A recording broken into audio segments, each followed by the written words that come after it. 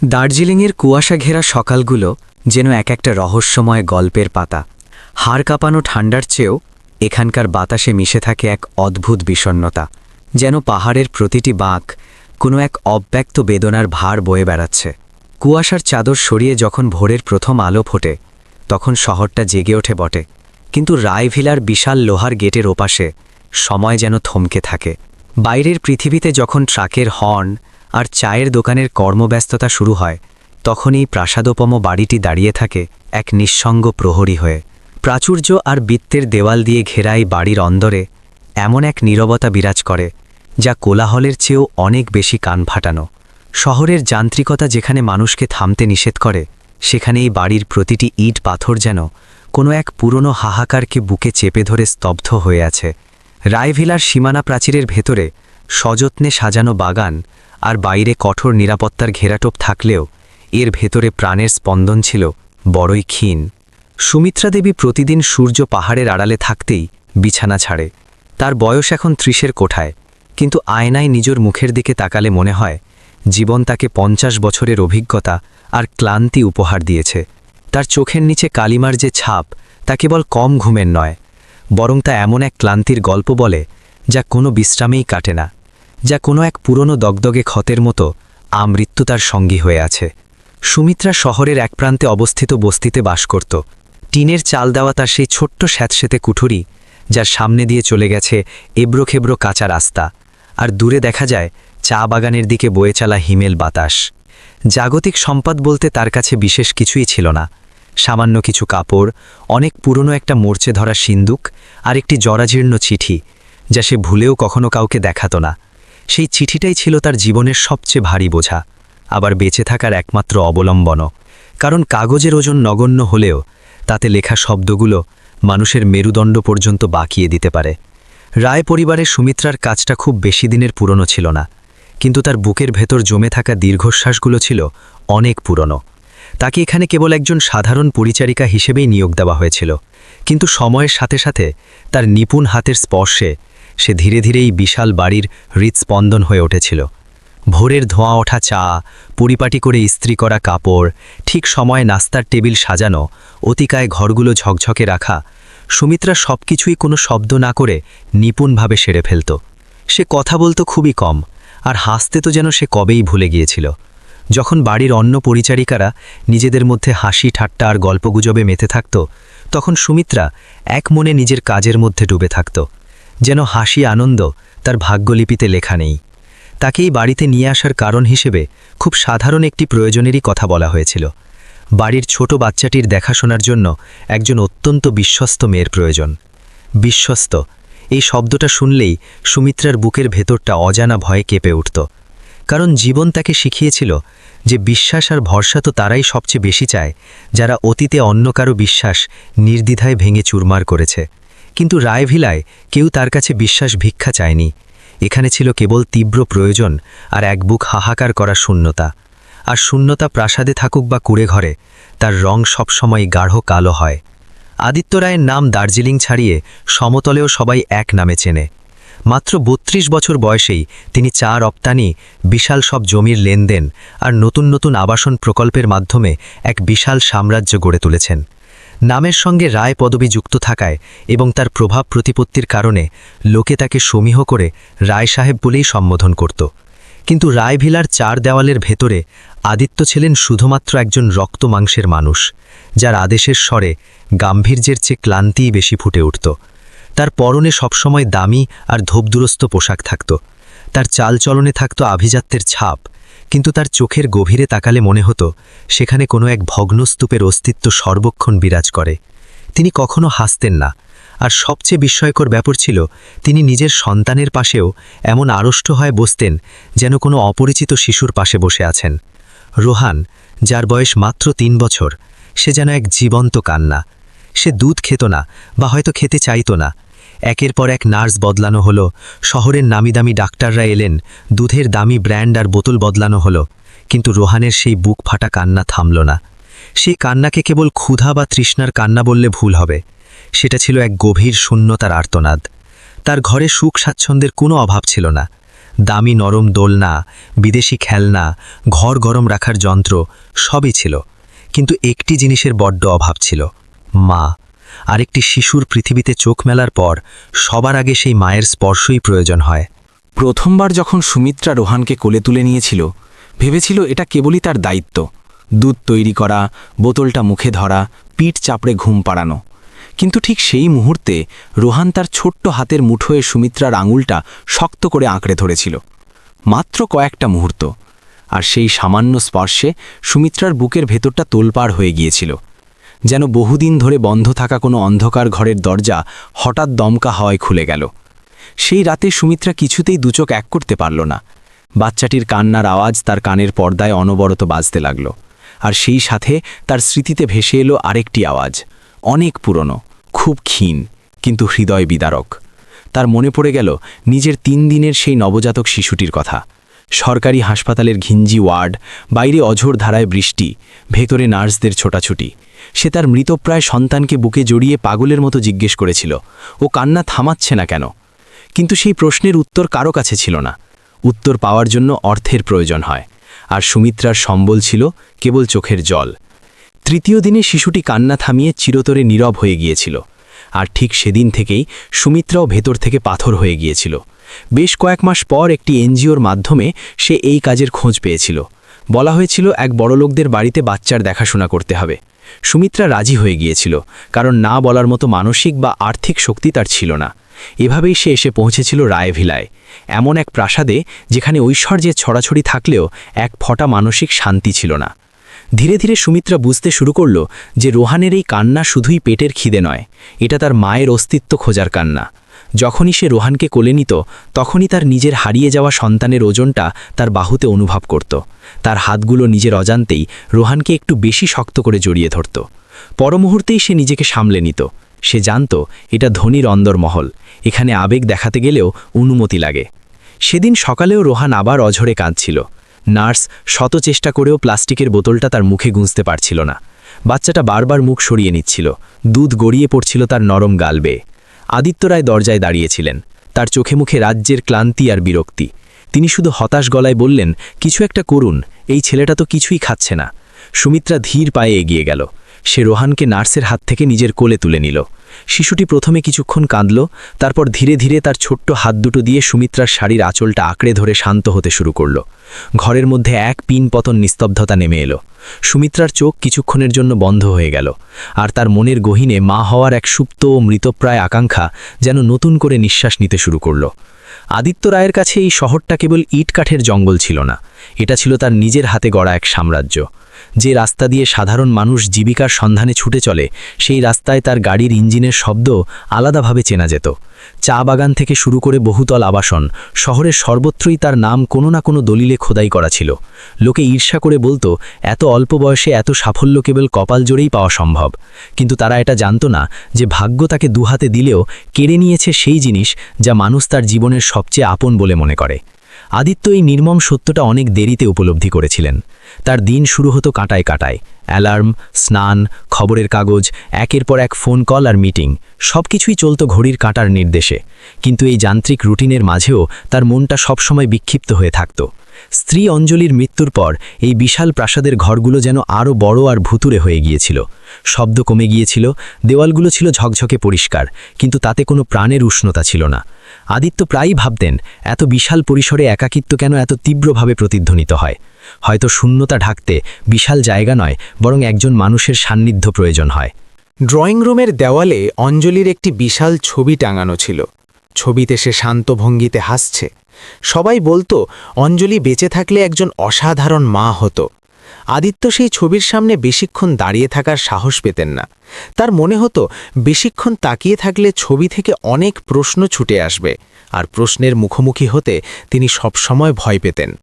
তার পক্ষে এটা মেনে নেওয়া কঠিন ছিল যে অঞ্জলির মৃত্যু তাকে কেবল বিপত্নিক করেনি, বরং এমন এক অসহায় বাবায় পরিণত করেছে যে তার নিজের সন্তানকেই ভয় পায়।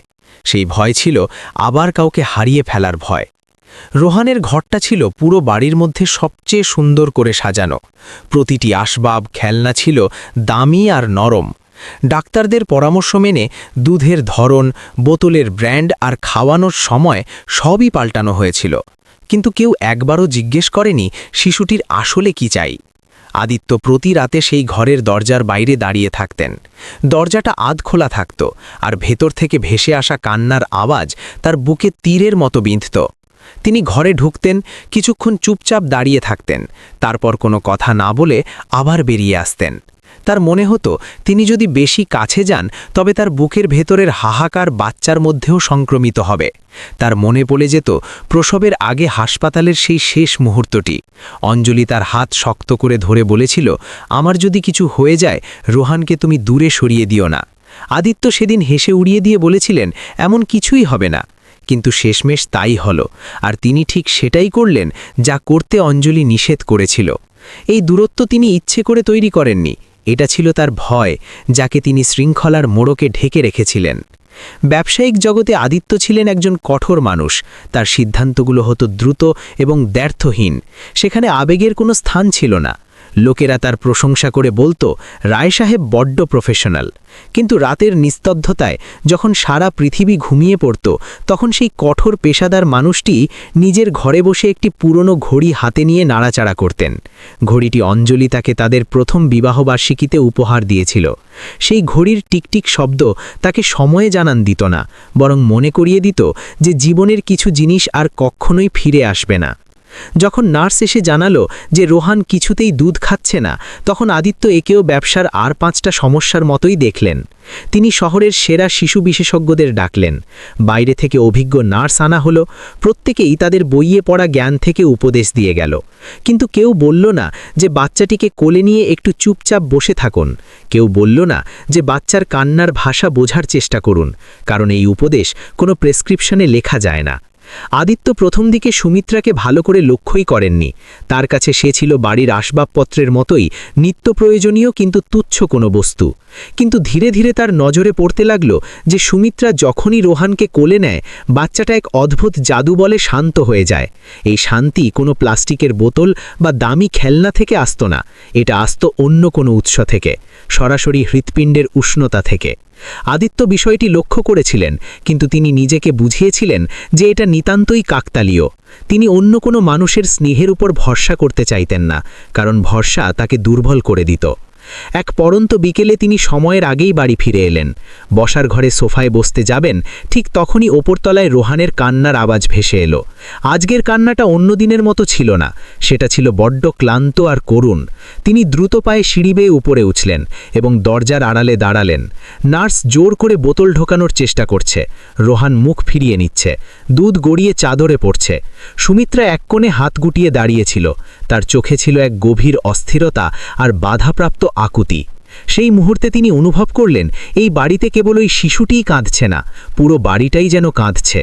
তিনি নার্সকে ইশারায় বাইরে যেতে বললেন এবং সুমিত্রার দিকে তাকালেন। তার গলার স্বর ছিল নিচু কিন্তু গম্ভীর। তোমার কি বাচ্চাদের সামলানোর কোনো অভিজ্ঞতা আছে? সুমিত্রা মাথা নিচু করে রইল। সে কোনো উত্তর দিল না, কারণ সত্য বলাটা সবসময় সহজ হয় না। সেই রাতে আদিত্য চোখের পাতা এক করতে পারলেন না। অঞ্জলির মুখ, রোহানের কচি আঙুল আর সুমিত্রার সেই নীরবতা তাকে বারবার তাড়া করে ফিরল। ভোরের আলো ফোটার আগেই তিনি সিদ্ধান্ত নিলেন যে ডাক্তারের সাথে আবার কথা বলবেন। কিন্তু তিনি জানতেন না যে এই সমস্যার সমাধান চিকিৎসা বিজ্ঞানের মোটা বইতে নেই, আছে তার নিজেরই বাড়ির এক কোণে, যে নারীটি নীরবে আঁচল দিয়ে সব কষ্ট ঢেকে রাখে। পরদিন সকালে যখন তিনি অফিসের জন্য বেরোচ্ছিলেন, উপর থেকে রোহানের কান্না আবার কানে এলো।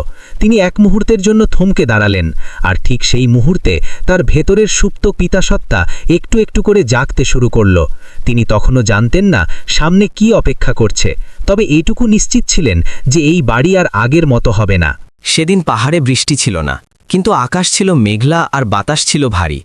রায়ভিলার ভেতরে এমন এক গুমোট ভাব বিরাজ করছিল যা হাজারটা জানালা খুলে দিলেও দূর করা সম্ভব নয়। সকালটা রোজকার মতোই শুরু হয়েছিল, কাজের লোকেদের হাঁটা চলা, রান্নাঘর থেকে আসা বাসনের আওয়াজ আর ওপরের ঘর থেকে ভেসে আসা বাচ্চার কান্নার ক্ষীণ শব্দ। কিন্তু আজকের কান্নায় একটা পরিবর্তন ছিল। সেটা খুব জোরালো ছিল না, বরং ছিল অবসন্ন, যেন বাচ্চাটি নিজেও বুঝে গেছে কেঁদে কোনো লাভ নেই, কিছুই বদলাবে না। সুমিত্রা রান্নাঘর থেকে বেরিয়ে সিঁড়ি দিয়ে ওপরে উঠছিল। তার হাতে ছিল পরিষ্কার তোয়ালে, কিন্তু তার মন পড়েছিল সেই কান্নার দিকে। গত কয়েকদিন ধরে তার বুকের ভেতরের পুরনো ব্যথাটা আবার মাথাচাড়া দিয়ে উঠেছিল।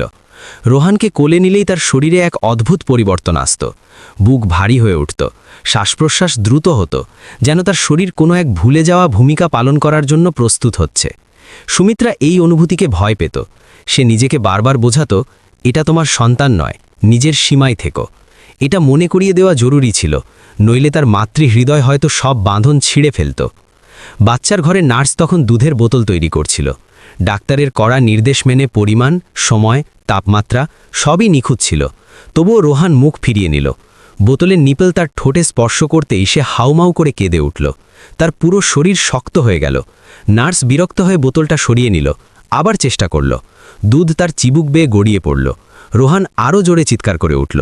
এটা এখন আর শুধু কান্নার শব্দ নয়, এটা ছিল এক চরম অভিযোগ, এমন এক প্রশ্ন যা সে ভাষায় প্রকাশ করতে পারছিল না। সুমিত্রা দরজার চৌকাঠে এসে থমকে গেল। তার পা যেন মেঝেতে গেঁথে গেল। অনুমতি ছাড়া ভেতরে ঢোকার সাহস তার ছিল না, কিন্তু আজ তার ভেতরের মাতৃত্ব কোনো অনুমতির অপেক্ষা করছিল না। সে দেখল প্রতিটি ব্যর্থ চেষ্টার পর বাচ্চাটা আরও বেশি ভেঙে পড়ছে। তার চোখ দুটো জবা ফুলের মতো লাল, ছোট বুকটা হাঁপড়ের মতো ওঠানামা করছে। সুমিত্রার হৃৎপিণ্ড পাগলের মতো ধরফর করতে লাগল। ঠিক সেই একই অনুভূতি যা বছরের পর বছর আগে সরকারি হাসপাতালের সেই ওয়ার্ডে সে অনুভব করেছিল। একটু সময় দিন। সুমিত্রার মুখ দিয়ে শব্দগুলো নিজের অজান্তেই বেরিয়ে এলো। গলার স্বর ছিল খুবই নিচু, কিন্তু তাতে কোনো ভয় ছিল না, ছিল কেবল করুণ আরতি। নার্স বিরক্ত হয়ে তার দিকে তাকালো, তারপর অবজ্ঞার ভঙ্গিতে কাঁধ ঝাঁকিয়ে বলল, ডাক্তার বোতল দিয়েই খাওয়াতে বলেছেন। সুমিত্রা কোনো তর্কে গেল না, সে শুধু মাথা নাড়ল। চোখের সামনে বাচ্চাটাকে এভাবে কষ্ট পেতে দেখা তার পক্ষে আর সম্ভব হচ্ছিল না। সুমিত্রা ধীর পায়ে এগিয়ে গেল এবং রোহানকে কোলে তুলে নিল। বাচ্চাটি প্রথমে আরও জোরে কেঁদে উঠল, যেন অপরিচিত কোনো কোলে গিয়ে সে ভয় পেয়েছে। কিন্তু কয়েক মুহূর্তের মধ্যেই তার শরীর শিথিল হয়ে এলো। তার ছোট্ট আঙুরগুলো সুমিত্রার শাড়ির আঁচলটা মুঠি করে ধরল। সেই ধরাটা হয়তো খুব দুর্বল ছিল, কিন্তু সুমিত্রার কাছে তা ছিল পৃথিবীর সবচেয়ে ভারী বন্ধন। সে চোখ বন্ধ করে নিল। মনে হলো সময় যেন উল্টো দিকে ঘুরে তাকে আবার অতীতে নিয়ে গেছে। সুমিত্রা বাচ্চাটিকে বুকে জড়িয়ে ধরল, একদম হৃদয়ের কাছে। তার শাড়ির আঁচল আলগা হয়ে গেল। শরীরটা প্রাকৃতিকভাবেই সামনের দিকে ঝুঁকে পড়ল। সেই মুহূর্তে সেখানে কোনো ধনী গরিবের নিয়ম ছিল না, কোনো মুনিব চাকরের ভয় ছিল না। ছিল কেবল একজন মা যার বুকে জমে আছে অফুরন্ত ভালোবাসা, আরেকটি শিশু যার প্রয়োজন একটুখানি আশ্রয়। সুমিত্রার বুকে দুধ নেমে এলো। কোনো নাটকীয়তা ছাড়াই, কোনো শব্দ খরচ না করেই প্রকৃতির এক অমোঘ সত্য সেখানে প্রকাশিত হলো। রোহান কান্না থামিয়ে দিল। তার মুখটা সুমিত্রার বুকের সাথে মিশে রইল। তার ঘন ঘন শ্বাসপ্রশ্বাস ধীরে ধীরে স্বাভাবিক হয়ে এলো। তার আঙুলগুলো এখন সুমিত্রার আঁচল শক্ত করে আঁকড়ে ধরে আছে। সে শান্ত হয়ে তৃপ্তি সহকারে পান করছিল, যেন এতদিনের তৃষ্ণা আজ মিটল। সুমিত্রার দুচোখ বেয়ে জলের ধারা নামল। কোনো শব্দ না করে সে তার মুখটা একটু নিচু করে নিল, যাতে চোখের জল বাচ্চার গায়ে না পড়ে। তার শরীরটা আবেগে থরথর করে কাঁপতে লাগল। এটা কোনো আনন্দ ছিল না, আবার শুধুই দুঃখও ছিল না। এটা ছিল সুখ আর দুঃখের এমন এক পবিত্র মিলন যা ভাষায় প্রকাশ করা অসম্ভব। ঠিক তখনই দরজার বাইরে ভারী পায়ের শব্দ শোনা গেল। আদিত্য রায় সিঁড়ি দিয়ে উঠে আসছিলেন। আজ তার অফিসে যেতে বেশ দেরি হয়ে গিয়েছিল, কিন্তু ওপর থেকে বাচ্চার কান্নার আওয়াজ না আসায় তিনি অবাক হয়েছিলেন। তিনি দরজার কাছে এসে দাঁড়ালেন এবং যা দেখলেন তাতে তিনি সেখানেই পাথর হয়ে গেলেন। তার চোখের সামনে এমন এক দৃশ্য যা তার জগৎকে ওলটপালট করে দিল। তার সন্তান, তার প্রয়াত স্ত্রীর শেষ স্মৃতিচিহ্ন একজন সাধারণ পরিচারিকার বুকে আশ্রয় খুঁজে পেয়েছে। শান্ত হয়ে দুধ খাচ্ছে সেই শিশু, আর সেই নারী যার চোখ দিয়ে জল পড়ছে, মুখ নিচু করা, শরীর কাঁপছে। দৃশ্যটি মোটেই অশোভন ছিল না, ছিল না কোনো অশালীনতা, বরং সেটা এতটাই মানবিক আর পবিত্র ছিল যে আদিত্যের মনের ভেতরে জমে থাকা বছরের পর বছর পুরনো বরফ গলতে শুরু করল। আদিত্য কোনো কথা বলতে পারলেন না। তার পা যেন মাটিতে শেকড় গেড়ে বসেছে। তার মনের ভেতরে হাজারটা প্রশ্ন ঝড় তুলল। এটা কি ঠিক? এটা কি ভুল? এটা কিভাবে সম্ভব? কিন্তু কোনো প্রশ্নই তিনি শেষ করতে পারলেন না, কারণ তার সামনে ছিল নগ্ন সত্য, যে সত্যকে তিনি তার অর্থ, প্রতিপত্তি আর নিয়মকানুন দিয়ে কখনো ছুঁতে পারেননি। তিনি দেখলেন তার সন্তান আজ শান্ত, প্রথমবার এত শান্ত। তিনি দেখলেন এই পুষ্টি কোনো জড় পদার্থ থেকে আসছে না, আসছে একজন রক্ত মাংসের মানুষের কাছ থেকে। তিনি অনুভব করলেন মাতৃত্ব কোনো নিয়ম মানে না, সে নিজের পথ নিজেই খুঁজে নেয়। সুমিত্রা টেরি পেল না যে আদিত্য দরজায় দাঁড়িয়ে আছেন। সে কেবল রোহানের কপালে আলতো করে হাত বুলিয়ে দিচ্ছিল, যেন প্রতিটি স্পর্শের মাধ্যমে সে তার নিজের হারিয়ে যাওয়া সন্তানের কাছে ক্ষমা চাইছে। একই সাথে সে অনুভব করছিল এটা কোনো চুরি নয়, হয়তো বিধাতার এটাই ইচ্ছা ছিল। কিছুক্ষণ পর আদিত্য আলতো করে গলা খাকারি দিলেন। সুমিত্রা চমকে উঠল, সে মাথা তুলল। আদিত্যকে দেখামাত্রই তার মুখ ভয়ে ফ্যাকাশে হয়ে গেল। সে আতঙ্কিত হয়ে বাচ্চাটিকে কোল থেকে নামানোর চেষ্টা করল, দ্রুত শাড়ি ঠিক করতে লাগল। তার মুখ দিয়ে ভাঙ্গা ভাঙ্গা স্বরে বেরিয়ে এলো, সাহেব, আমাকে মাফ। আদিত্য হাত তুলে তাকে থামিয়ে দিলেন। তিনি একটি শব্দও উচ্চারণ করলেন না, তিনি কেবল তাকিয়ে রইলেন। তার ভেতরের অহংকারের কাচির ভেঙে চুরমার হয়ে গিয়েছিল, আর সেই ধ্বংসস্তূপের উপর নতুন কিছুর জন্ম হচ্ছিল। এমন এক প্রশ্ন যা তিনি এতদিন এড়িয়ে চলেছিলেন। সেদিন রায়ে ভিলায় কোনো হট্টগোল হলো না, কাউকে বকাঝকা করা হলো না, কোনো তাৎক্ষণিক সিদ্ধান্ত নেওয়া হলো না, কিন্তু মানবিকতার ভিত নড়ে গিয়েছিল। আর যখন মানবিকতার ভিত নড়ে যায়, তখন ইমারত ধসে পড়ে না, ধসে পড়ে মানুষের পুরনো ধ্যান ধারণা। আদিত্য ধীর পায়ে পিছিয়ে এলেন এবং ঘর থেকে নিঃশব্দে বেরিয়ে গেলেন, কিন্তু সেই দৃশ্য তার মনের পর্দায় গেঁথে রইল। সেদিনের পর রায় ভিলায় ওপর থেকে দেখলে কোনো পরিবর্তন নজরে পড়ল না, কিন্তু অন্দরের সব কিছু আমূল বদলে গিয়েছিল। শান্ত দিঘির জলে ঢিল ছুড়লে যেমন ওপরটা শান্ত থাকে, কিন্তু নিচে ঢেউয়ের তোলপাড় চলে, ঠিক তেমনই অবস্থা। আদিত্য রায় সেই ঘটনা নিয়ে কোনো মন্তব্য করলেন না, না কাউকে বকলেন, না কোনো কৈফিয়ত চাইলেন, না কোনো নতুন আদেশ জারি করলেন। কিন্তু এই নীরবতা হাজারটা প্রশ্নের চেয়েও ভারী হয়ে উঠল, এবং আদিত্যের সেই গুমোট নীরবতা পুরো বাড়িতে ছড়িয়ে পড়ল। সুমিত্রা সেদিনের পর থেকে চরম আতঙ্কে দিন কাটাতে লাগল। প্রতি মুহূর্তে তার মনে হতো এই বুঝি ডাক আসবে, এই বুঝি তাকে ঘাড় ধাক্কা দিয়ে বের করে দেওয়া হবে। সে মাথা নিচু করে নিজের কাজ করে যেত। বাচ্চার ঘরে ঢোকার সময় তার হাত পা কাঁপত। সে রোহানকে কোলে নেওয়ার আগে এক মুহূর্ত ইতস্তত করত, যেন নিজের কাছেই অনুমতি চাইছে। কিন্তু বিস্ময়কর ব্যাপার হলো, রোহান এখন আর আগের মতো কাঁদত না, আর যখনই একটু কাঁদত, সুমিত্রার কোলে এলেই জাদুর মতো শান্ত হয়ে যেত। এই পরিবর্তন আদিত্য দূর থেকে লক্ষ্য করতেন, প্রতিবার সম্পূর্ণ গোপনে। আদিত্যের রাতগুলো এখন আরও নির্ঘুম হয়ে উঠল। তিনি নিজের ঘরে গভীর রাত পর্যন্ত জেগে থাকতেন। কখনো বারান্দায় দাঁড়িয়ে পাহাড়ের গায়ে জ্বলা আলোগুলো দেখতেন, কখনো অঞ্জলির ছবির সামনে গিয়ে চুপচাপ বসে থাকতেন। তার মনের পর্দায় বারবার ভেসে উঠত সুমিত্রার সেই নতজানু মুখ, বাচ্চার প্রশান্তি, আর নিজের ভেতরে জেগে ওঠা এক তীব্র অস্বস্তি। এই অস্বস্তি রাগের ছিল না, ছিল লজ্জার। তার মনে হলো তিনি নিজের সন্তানের প্রতি অবিচার করেছেন, তাকে জাগতিক সব কিছু দিয়েছেন, শুধু মা নামক আশ্রয়টুকু দেননি। ঘটনার তৃতীয় দিনে আদিত্য ড্রয়িং রুমে বসে কিছু পুরনো ফাইল আনালেন, হাসপাতালের অনেক পুরনো নথিপত্র। সেই একই হাসপাতাল যেখানে অঞ্জলির শেষ নিঃশ্বাস ত্যাগ করেছিল, একই তারিখ, একই ওয়ার্ড, একই সময়। তিনি কাগজের পাতা উল্টাতে উল্টাতে হঠাৎ থমকে গেলেন। অঞ্জলি রায়, প্রসবের পর জটিলতা, অতিরিক্ত রক্তক্ষরণ, মৃত্যু। আর ঠিক সেই পাতার নিচেই খুব ছোট করে যেন কেউ অবহেলায় লিখে রেখেছে, সুমিত্রা দেবী, বাচ্চার অবস্থা সংকটজনক, নবজাতকের মৃত্যু, সময় 3 দিন পর। আদিত্যের হাত কেঁপে উঠল, তার আঙুলগুলো সেই লাইনের ওপর আটকে রইল। তিনি 2-3বার পড়লেন, তারিখ এক, সময় প্রায় এক, কেবল ওয়ার্ড নম্বর আলাদা, কিন্তু দুজনের গন্তব্য ছিল এক, স্বজন হারানো। তার মাথা ঘুরতে শুরু করল। এটা কি শুধুই কাকতালীয়, নাকি এটাই সেই চরম সত্য যা তিনি কখনো জানার প্রয়োজন মনে করেননি? সেই সন্ধ্যায় তিনি সুমিত্রাকে ডেকে পাঠালেন, একা। কোনো নার্স বা অন্য কোনো কর্মচারী সেখানে ছিল না। ড্রয়িং রুমে আবছা আলো জ্বলছিল। সুমিত্রা দরজার কাছে এসে জড়সড় হয়ে দাঁড়িয়ে রইল। তার দৃষ্টি মেঝের দিকে নিবদ্ধ।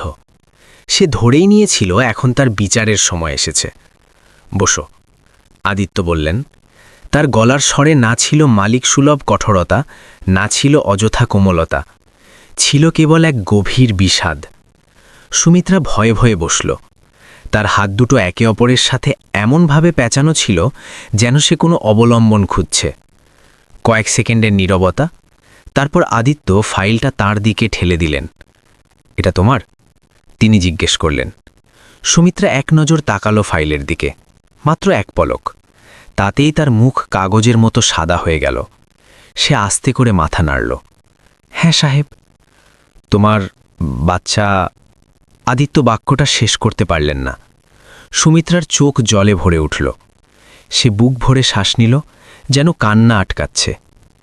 3 দিন, সে খুব অস্পষ্ট স্বরে বলল, মাত্র 3 দিন বেঁচে ছিল, তারপর চলে গেল। পুরো ঘরে কবরের মতো নিস্তব্ধতা নেমে এলো। আদিত্য জিজ্ঞেস করলেন, সেই হাসপাতালেই? হ্যাঁ, সুমিত্রা উত্তর দিল। সেই দিনই, যেদিন মিম সাহেব। তার গলা ধরে এলো। সে আর কথা বলতে পারল না। আদিত্যের মনে হলো কেউ যেন হাতুড়ি দিয়ে তার বুকে আঘাত করেছে। তিনি চেয়ারে পিঠ এলিয়ে দিলেন। তার সামনে আজ 2টি মৃত্যু পাশাপাশি দাঁড়িয়ে। একটি মৃত্যু যাকে তিনি পূর্ণ রাষ্ট্রীয় মর্যাদায় ও সম্মানের সাথে বিদায় দিয়েছিলেন, আর অন্যটি যার খবর তিনি জানতেনই না। তার মনে হলো জীবনের সবচেয়ে নিষ্ঠুর সত্যটা কেউ যেন অনেক দেরি করে তার সামনে তুলে ধরেছে। সুমিত্রা এবার মাথা তুলল। এই প্রথমবার সে সরাসরি আদিত্যের চোখের দিকে তাকালো। কারণ কেউ আমাদের কথা শোনে না সাহেব। যাদের টাকা আছে তাদের দুঃখ সবাই দেখে, আর আমাদের মতো গরিবদের দুঃখ সরকারি খাতায় কেবল একটা নাম হয়েই রয়ে যায়। আদিত্যের কাছে এর কোনো উত্তর ছিল না। তিনি বুঝতে পারলেন সেদিন সুমিত্রা কোনো নিয়ম ভাঙেনি। সে শুধু সেটাই করেছিল যা প্রকৃতি একজন মায়ের শরীরে আর মনে গেঁথে দিয়েছে। এটা কোনো চুরি ছিল না, এটা ছিল দুজন সন্তানহারা ও মাতৃহারা মানুষের এক অব্যক্ত বোঝাপড়া, যা তিনি এতদিন বুঝতে পারেননি। তুমি ভয় পাওনি? আদিত্য জিজ্ঞেস করলেন। সুমিত্রার ঠোঁটে এক চিলকে করুণ হাসি ফুটে উঠল।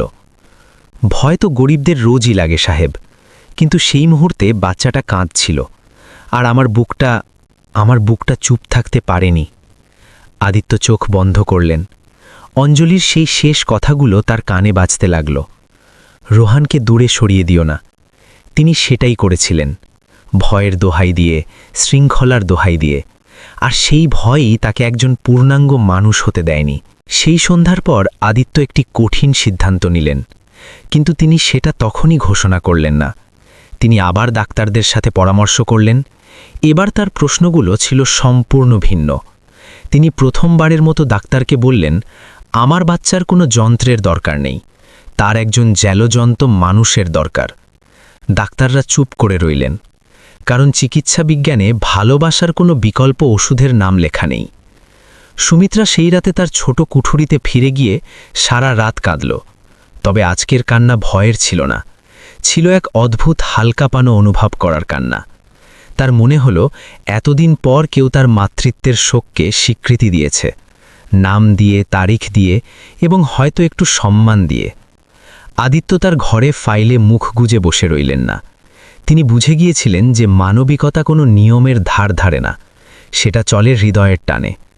আর তিনি যদি এই সত্য থেকে মুখ ফিরিয়ে নেন, তবে তিনি শুধুই একজন বিত্তবান ব্যবসায়ী হয়ে থাকবেন, বাবা হতে পারবেন না।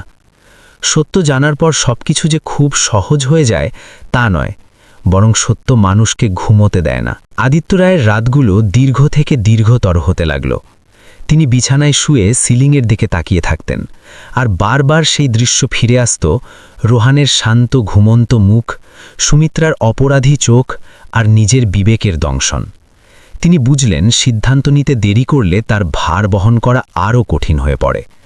পরদিন সকালে আদিত্য তার দিনের শুরুটা কোনো বিজনেস কল দিয়ে করলেন না। তিনি সোজা রোহানের ঘরে গেলেন। শিশুটি দোলনায় শুয়েছিল, চোখ খোলা, শান্ত। তিনি রোহানকে কোলে তুলে নিলেন। তার হাত কাঁপছিল। এই ভয়টা নতুন নয়, কিন্তু আজ তিনি সেই ভয়ের মুখোমুখি হতে চাইলেন। তিনি রোহানকে বুকে জড়িয়ে ধরলেন। বাচ্চাটি কাঁদল না। এই সামান্য জয়টুকুই আদিত্যের কাছে বিশ্বজয়ের মতো মনে হলো। তার মনে হলো তার বুকের ভেতরের কোনো এক অবরুদ্ধ দুয়ার আজ খুলে গেছে। সেদিনই তিনি ডাক্তারকে ডেকে পাঠালেন, এবার শুধু চিকিৎসার জন্য নয়, খোলামেলা আলোচনার জন্য। এটা কি নিরাপদ? আদিত্য সরাসরি জানতে চাইলেন। ডাক্তার কোনো নীতিবাক্য না উড়ে কেবল চিকিৎসা দৃষ্টিকোণ থেকে বললেন, নিয়মিত স্বাস্থ্য পরীক্ষা, পরিচ্ছন্নতা আর পুষ্টির দিকটা খেয়াল রাখলে ভয়ের কিছু নেই। আদিত্য প্রথমবার অনুভব করলেন, আমরা নিজেদের ভয়ের চশমা দিয়ে পৃথিবীকে যতটা জটিল ভাবি, পৃথিবী আসলে ততটা কঠিন নয়।